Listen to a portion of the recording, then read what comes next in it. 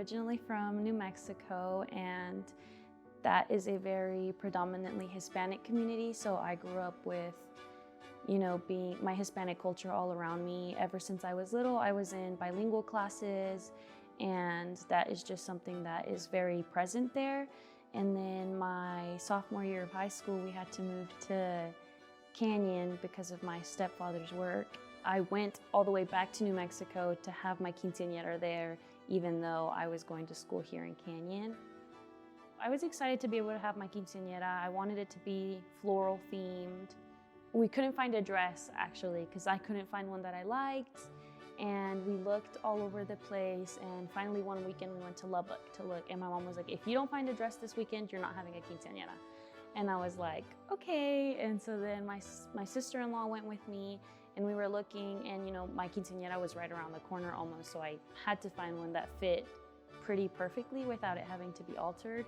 And we happened to go to this one boutique in Lubbock, and I saw it and I was like, this is the one that I want. And I tried it on and it fit perfectly, and so we took it home that day. And even my aunt in Mexico, whenever she saw my dress, she was like, wow. She's like, I knew you were gonna pick something different. I had a piñata, and I went out there and I broke the piñata with all the little kids. And so that was just so much fun. And the special thing about quinceañeras is that you can make it your own. You can make it however you want it to be. And while you do follow traditions, you get to create your own and add your own special touch. I had such a special moment with my stepfather when he bought me my doll. I didn't want one, but he persisted on purchasing one, and her dress looks like mine. And to him, it represents even more than it did to me, because according to him, the tradition is that he gives me my doll for my quinceañera, and when I get married, he gives me the doll again.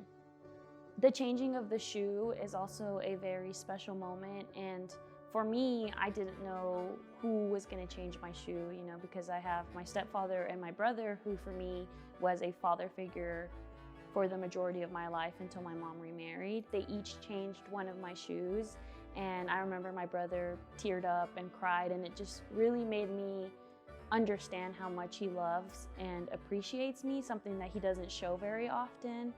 I also got to dance with every important male figure to me. So I danced with my stepbrother, my stepdad, my brother, my uncle, my grandpa. Being able to be a part of this exhibit is such an honor and a blessing. The moment I found out about this concept and this idea, I sprinted to the opportunity. I was like, yes, sign me up.